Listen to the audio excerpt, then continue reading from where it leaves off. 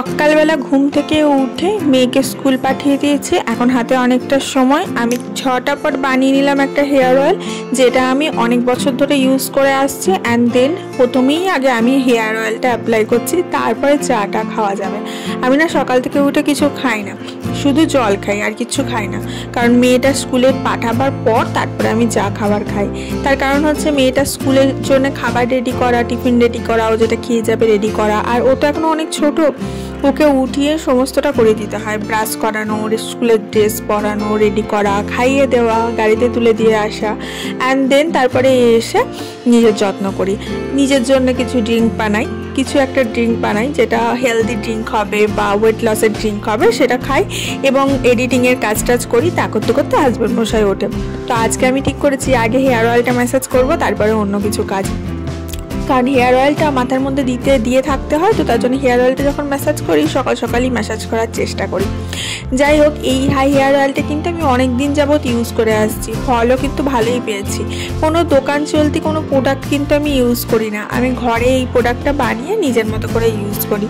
তোমরা চাইলে তোমরাও ইউজ করতে পারো এই যে ঘরে তৈরি হেয়ার অয়েলটা। এটা আমি অনেকবার তোমাদেরকে দেখিয়েছি, তাতে করেও এখনও পর্যন্ত মেসেজ আসে কি অর্গানিক হেয়ার অয়েল। তো অর্গানিক হেয়ার অয়েল কিছুই নয়, অনিয়ন হেয়ার অয়েল। আর আমরা জানি অনিয়ন হচ্ছে চুলের জন্য বেস্ট খাদ্য, চুলের জন্য এর থেকে ভালো ফুড আর কিছু হয় না। তো ওই অনিয়ন দিয়ে হেয়ার অয়েল একটা বানিয়ে নিই, দেন সেটা স্ক্যাল্পে ভালোভাবে ম্যাসাজ করি। আমি চুলের মধ্যে খুব একটা তেল ম্যাসাজ করি না, স্ক্যাল্পে ম্যাসাজ করি। ওটাই কিন্তু চুলের মধ্যেও কাজ করে যায়। কারণ মনে রাখবে, চুল যেটা তোমার গ্রোথ হচ্ছে সেটাকে তুমি খুব একটা ভালো করতে পারবে না, কিন্তু নতুন চুল যেটা স্ক্যাল্প থেকে বেরোবে সেটা যদি ভালো হয়ে ওঠে, সেটার দিকে আমাদের নজর দেওয়াটা বেশি জরুরি, আমার যেটা মনে হয় এবং যেটা সায়েন্স বলছে। আর তোমার যেটা অলরেডি চুল রুক্ষ হয়ে গেছে, শুষ্ক হয়ে গেছে, দেখবে স্প্লিট এন্ডস হয়ে যায়, তখন সেটা ছেটে বাদ দিতে হয়। কারণ সেটাকে তুমি তো আর ঠিক করতে পারবে না। তার জন্য তোমার যেটা নতুন হেয়ার গ্রোথ হচ্ছে সেই দিকে নজর দেওয়াটা বেশি দরকার। ছেলে মেয়ে উভয়ের জন্যই দরকার যে হেয়ার অয়েলটা ঠিকঠাক করে ম্যাসাজ করা। কারণ হেয়ার অয়েল হচ্ছে চুলের খাদ্য। আমরা যেমন নিজেদের খাদ্য না খেলে হয় না, তেমন চুলেরও তো খাদ্য না খেলে কী করে হবে বলো? চুলে যদি আমি খাবার না দিই, শুধুই শ্যাম্পু করে যাই, সাবান করে যাই, তাহলে তো চুলের কোয়ালিটিটা ডাউন হয়েই যাবে একদিন না একদিন। যাই হোক, তোমাদের সাথে কথা বলতে বলতে হেয়ার অয়েলটা ম্যাসাজ হয়ে গেল। এরপরে 6টা পর চাটা বসিয়ে দিই। আমি আবার সকালবেলার চাটা আদা দিয়ে খেতে বেশি পছন্দ করি। আদা দিয়ে ভালোভাবে জলটাকে ফোটাই, অ্যান্ড দেন সেটার মধ্যে চা পাতা অ্যাড করে লিকার চা খাই। আমার বর আগে লিকার চা খেত না, দুধ চা খেত, একদমই পছন্দ করতো না লিকার চা খাওয়া। তারপরে আস্তে আস্তে তাকেও অভ্যাস ধরিয়ে দিয়েছি, এখন সেও দিব্যি খায়। তো দুজন মিলে চা এনজয় করি, লিকার টি। তাকে আমি বলেছি সকালবেলা খালি পেটের চাটা, দুধ চা একদম বিষ খাওয়া মানেই তোমার খুবই খারাপ, শরীর লিভারের জন্য ভীষণ খারাপ। তুমি যেই র চাটা খাবে সেটা ভীষণ ভালো। হ্যাঁ, তবে গ্রিন টি আরও ভালো, কিন্তু গ্রিন টি আমি আবার খেতে পারি না। আমার আবার গ্রিন টি এত বাজে লাগে, কি বলবো। মনে হয় পৃথিবীর সবথেকে অখাদ্য খাবার হচ্ছে গ্রিন টি। আমার ঘরে দেখো গা, 1 প্যাকেট গ্রিন টি পড়ে রয়েছে, কিন্তু সেটাকে আমি খেতে পারি না। গ্রিন টি কথা বলতে গিয়ে মনে পড়লো, জানো গ্রিন টি হচ্ছে তুমি যদি বানিয়ে মাথার মধ্যে স্ক্যাল্পে অ্যাপ্লাই করো, সেটা কিন্তু খুব ভালো হয়। আমি না সকালবেলা চিলার বানিয়েছিলাম আজকে মেয়েটার ব্রেকফাস্টে। চিলার হচ্ছে উত্তাপাম বলতে পারো, তো নর্মাল ঘরোয়া পদ্ধতিতে বানিয়েছিলাম। তো সেটাই একটা এক্সট্রা বানিয়েছিলাম, সেটা আমি আর হাজব্যান্ড খেয়ে নিচ্ছি এখানে। তো ভীষণ টেস্টি হয় খেতে। একদিন তোমাদের রেসিপিটা শেয়ার করবো, অনেকদিন আগে বোধহয় একবার শেয়ার করেছিলাম। কিছুই না, সুজি আর দই মিশ্রণ করে হয়, আর তার মধ্যে বেশ পরিমাণ ভেজিস যায়, যেমন হচ্ছে গাজর, পেঁয়াজ, এই সমস্ত কিছু। আর খুব চটজলদি হয়ে যায়, আর খেতে খুব টেস্টি হয়। তো এখানে সস ইউজ করেও খাওয়া যায়, বাট আমরা সস নিয়ে আমরা এমনিই খাচ্ছি। এটা প্রচণ্ড পরিমাণ একটা হেলদি ফুড, বাট খেতে প্রচণ্ড টেস্টি লাগে। মানে বলে না হেলদি ফুডটা টেস্টি হয় না, but this one is very tasty. And এটাকে সাধারণত উত্তপম বলে, আর এটাতে আরও অনেক বেশি কিছু ইউজ করে, বাট আমি খুব বেশি কিছু ইউজ করি না। গাজর আর পেঁয়াজ, এই দ্যাটস ইট, এইটুকুর মধ্যেই করি। শুধু রেসিওটা ঠিক রাখতে হয়, দই আর সুজি, তাতেই দাঁড়িয়ে যায় জিনিসটা।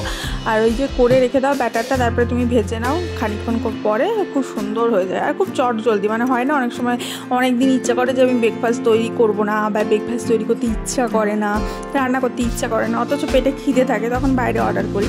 তখন এই জিনিসটা হচ্ছে মানে চটজলদি 2 সেকেন্ডের মধ্যে হয়ে যাবে, অথচ খেতে ভীষণ টেস্টি। অনেক সময় হয় যে আমার রাত্রেবেলা আমার হাজব্যান্ডের মানে কিছু খেতে ইচ্ছা করছে না, হয়তো রুটি খেতে ইচ্ছা করছে না, আরও বেশি কিছু খেতে চাইছে, মানে ধরো চিকেন খেতে চাইছে, তখন ওকে বলি যে তোমাকে এরকম করে দেবো। ও মাঝে মাঝে রাত্রেবেলা চাউমিন, ম্যাগি এই সমস্ত কিছু খায়, মানে ওর এই সমস্ত কিছুর দিকে ঝোঁক বেশি। আমরা যেমন একটু আলু সিদ্ধ ভাত বা আলুর চচ্চড়ি ভাত খেতে বেশি পছন্দ করি আমি আমার মেয়ে, রাত্রেবেলা ওরকম খেয়ে নিলেও আমাদের হয়ে যায়। বাট ও ওইসব না, ও আবার চাউমিন, ম্যাগি এই সমস্ত পাস্তা এই সমস্ত কিছু খাবে, তো মাঝে মাঝে ওকে উত্থাপন করে দিই। আমাদের এখানে গত 2 দিন ধরে প্রচণ্ড বৃষ্টি, প্রচণ্ড বৃষ্টি, লিটারালি সব জায়গায় ভাসিয়ে দিয়েছে। তো আজকে সকালবেলা দেখছি হঠাৎ করে মিষ্টি রোদ বেরিয়েছে, মানে এত ভালো লাগছিল রোদটা, বিশ্বাস করো মনে হচ্ছে যেন শীতকালের বেলাতে রোদ্দুর নিচ্ছি আর কি, পায়ের মধ্যে হাতের মধ্যে রোদ্দুরটা পড়ছে, এত মিষ্টি লাগছিলো আর এত আরাম লাগছিলো। আমি বেশ খানিকক্ষণ এখানে বসে বসে শুধু রোদটাকে এনজয় করেছি।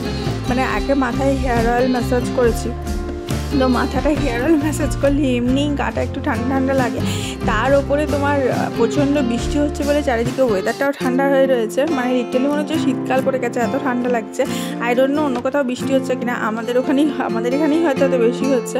তো আজকের রোদটা মানে জাস্ট মনে হচ্ছে যেন সেই পাউরুটির ওপরে মাখনের কাজ করছে, এরকম একটা ব্যাপার, এত ভালো লাগছিল। যাই হোক, তোমরা যারা ভিডিওটা দেখছো তারা চটাস করে একটা ভিডিওটা লাইক করে দাও দেখি, আর ভিডিওটা শুধু লাইক করে থেমে থাকলে হবে না, এগিয়ে যেতে হবে, তো তার জন্য ভিডিওটা একটু শেয়ারও করে দাও বন্ধু বান্ধবের সাথে। আর অবশ্যই চ্যানেলটা এখনই সাবস্ক্রাইব করে নাও আরও ভালো ভালো ভিডিও দেখতে চাইলে। কিন্তু সর্বক্ষণ বসে থাকলে তো হবে না, ওদিকে আমার হাজারো খানিক কাজ পড়ে আছে, তাই খানিকক্ষণ বসে থাকার পর আমি উঠে গেলাম আবার বাকি কাজগুলোর সাথে। আসলে কি হয় বলো তো, মাঝে মাঝে এরকম ওয়েদার থাকলে কোনো কিছু করতেই ইচ্ছা করে না, হয় না একটু গা মাছ করে, ভালো লাগে না কিছু করতে, কিন্তু ওই যে করতে হবে, তখন আর অন্য কোনো অপশান কাজ করে না। আমি আজকে ঠিক করেছিলাম এই ঘরের ফ্যানটা পরিষ্কার করব, অ্যান্ড এসিটাও একটু যতটুকু পরিষ্কার করা যায় উপরে করে দেবো। তার জন্য বিছানাটা তোলা হয়নি, মানে তুলিনি আর কি, যে বিছানাটা তুলে একবারে পরিষ্কার করে নেবো। আর চাদর পুরো তুলে ঝেড়ে দিয়েছি, তো মশারিটা ওপরে ওঠা হয়নি বলে তোলা হয়নি। আসলে আমার বেডটা না অনেক বড়, এটা হচ্ছে 6-7 না 7-8, অনেক বড় সাইজের বেড, সব থেকে বড় সাইজ যেটা সেটার বেড আর কি। তো তার জন্য হাত যায় না, একদম উপরে উঠে তারপরে করতে হয়, তার জন্য ওটা ওইটুকু রেখে দিয়েছিলাম। তো এখন এলাম পরিষ্কার করতে, তো ভাবলাম যে মশারিটাও তুলে দিই। আসলে কি হয়, মাথায় তেলটা দিয়ে দেখো আমি এত কাজ করছি, তো তেলটা কিন্তু বসছে, মানে তেলটা বসবার তো একটা সময় দিতে হবে, তেলটা বসছে এবং তেলটা তার কাজ করবে মাথায়। কিন্তু আমি যদি তেল দিয়েই সঙ্গে সঙ্গে চান করে নিই তখন কাজ করে না। আবার কি হয়, অনেকে সারা রাত দিয়ে রাখে, তবে সারা রাত দিয়ে রাখলে কি হয়, তেলটা আস্তে আস্তে স্কিনের মধ্যে অ্যাবজর্ব হতে এগোতে থাকে, মুখের দিকে এগোতে থাকে, তার জন্য মুখে অনেক সময় পিম্পল বেরিয়ে যাওয়ার সম্ভাবনা থাকে। আর আমি একদম তেল দিয়ে থাকতে পারি না, অনেকে হয় তেল না দিয়ে থাকতেই পারে না, যেমন আমার শাশুড়ি মা কি হয়, মাথায় শ্যাম্পু দিলেও আবার না একটুখানি তেল লাগিয়ে নেয় মাথার মধ্যে, তেল না লাগিয়ে থাকতে পারে না। তো যার যেটা অভ্যেস আর কি, কিন্তু আমি আবার মাথায় শ্যাম্পু দিয়ে সবসময় থাকার অভ্যাস, আমি কখনো তেল দিয়ে থাকতে পারি না মাথায়, আমাকে সবসময় শ্যাম্পু দিয়ে থাকতে হবে।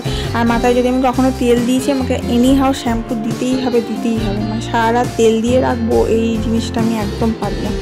একটা সময় দেখতাম আমার মা ক্যাস্টার অয়েল লাগাতো মাথায়, এইসব জায়গায় লাগাতো ক্যাস্টার অয়েল। তো ক্যাস্টার অয়েলে কী হয়, চুলের গ্রোথটা ভালো হয়, কিন্তু ওটাও খুব মোটা এক ধরনের তেল ক্যাস্টার অয়েল, তো আমার ভালো লাগে না, আমি ওই জন্য লাগিয়ে রাখতে পারি না। আমি ওই জন্য আমার নিজের যেটা বানানো অয়েল সেটাই ইউজ করি, এটা থেকে আমি হেয়ার ফল, হেয়ার গ্রোথ সমস্ত রকমভাবেই কিন্তু উপকার পেয়েছি। তো যাই হোক, তোমাদের সাথে কথা বলতে এদিকে কিন্তু আমার ফ্যানটাও ক্লিন করা হয়ে গেল। আসলে এই ঘরের ফ্যানগুলো না অতটা ময়লা হয় না, কি হয় ভিজে ন্যাকড়া দিয়ে মুছে দিলেই পরিষ্কার হয়ে যায়, কিন্তু ওই ডাইনিং কাম রান্নাঘরের যে ফ্যানটা আছে ওটা খুব চিট হয়, ওটা পরিষ্কার করতে আমাকে প্রচুর কষ্ট করতে হয়। হ্যাঁ, ওই ফ্যানটা পরিষ্কার করার 2 দিন আগে একটা ভিডিও দিয়েছিলাম, ওটাতে তোমরা অনেক ভালোবাসা দিয়েছো, ধন্যবাদ, তার জন্য অনেক ধন্যবাদ। আর কি বলতো, এই যে ফ্যানটা আছে, এই ফ্যানটা পরিষ্কার করতে গিয়ে আমার মনে পড়লো যে আমি বিগত কয়েকদিন আগে এই ফ্যানটা পরিষ্কার করেছিলাম, কিন্তু দেখো কত ফ্রিকোয়েন্টলি পরিষ্কার করতে হচ্ছে, অথচ কত চাপ ময়লা হয়ে যাচ্ছে। পরিষ্কার করতে গিয়ে একটা ময়লা পড়লো, আমি আবার তুলে ফেললাম। তো ওই আর কি, আমাদের এখানে যেহেতু কনস্ট্রাকশনের কাজ এখনও চলছে আশেপাশে বিল্ডিংয়ে, আশেপাশে ফ্ল্যাটে, তার জন্য না খুব তাড়াতাড়ি ময়লা হয়ে যায়। আর যদি ফ্যান আমি পরিষ্কার না রাখি তো ফ্যানের ময়লাগুলো আস্তে আস্তে কিন্তু না আমাদের শরীরে ঢুকতে থাকে। তুমি যে কোনো জিনিস, তোমার ফ্যান বলো কি এসি বলো, দুটো জিনিসই যদি তুমি পরিষ্কার না রাখো তাহলে সেগুলো থেকে যে হাওয়া নির্গত হচ্ছে তার সাথে সাথে ওই যে ওদের যে ময়লাগুলো জমছে সেগুলোও কিন্তু এসে আমাদের শরীরে ঢুকছে। তুমি এর সব থেকে বড় উদাহরণ, এই কথাটা বোধহয় আমি হাজারখানেকবার বলেছি ভিডিওতে, তবু আরেকবার রিপিট করছি। তোমার মশারি যদি নোংরা হয়, দেখবে তোমার ফ্যান নোংরা আছে বলেই মশারি নোংরা হচ্ছে। তোমার ফ্যান যদি পরিষ্কার থাকে রীতিমতো ভাবে, তোমার মশারি নোংরা হবে না। আমাকে মশারি লাস্ট কবে কাচতে দেখেছো বলো তো? আমি তো সমস্ত কিছুই ক্যাপচার করি, ক্লিনিংয়ের কাজ, ক্লিনিং বেসিসে আমার মেনলি ভিডিও আমি তৈরি করি। তো লাস্ট কবে মশারি কাচতে দেখেছো বলো? কিন্তু মশারি আমার ময়লাই হয় না, নোংরাই হয় না, একদম পরিষ্কার। তার কারণ হচ্ছে আমি ফ্রিকোয়েন্টলি ফ্যানটাকে পরিষ্কার রাখার চেষ্টা করি, কিন্তু তারপরে অনেক দিন পর পর কিন্তু মশারি কাছি আমি। তো তার জন্যই বলছি, ওই যে ফ্যানের নোংরাগুলোই কিন্তু মশারিতে নামে এবং সেগুলোই কিন্তু আবার আমাদের শরীরে ঢুকছে। ফ্যান বলো, এসি বলো, এসি যদি তুমি নিজে সার্ভিসিং না করতে পারো, নিজে ক্লিনিং না করতে পারো, তুমি লোক ডেকে করাতে পারো। লোক ডেকে করানোটা একটু হালকা, কিন্তু যদি নিজে করতে পারো খুব ইজি। এসি পরিষ্কার করা কিন্তু এমন কিছু টাফ নয়। এই এসি ক্লিনিংয়ের ওপর আমি অলরেডি একটা ভিডিও দিয়েছি, বহুদিন আগে দিয়েছি অবশ্য, অনেক কাল হয়ে গেল, তবে দিয়েছিলাম আমি গোটা ভিডিওটা ক্যাপচার করে, যে কীভাবে আমি ঘরের মধ্যেই পরিষ্কার করি। আমি আমার হাজব্যান্ড হেল্প করে দেয়, আমি একা একা পারি না। ওই কভার টাভারগুলো খুলতে খুলতে হাজব্যান্ড হেল্প করে দেয়।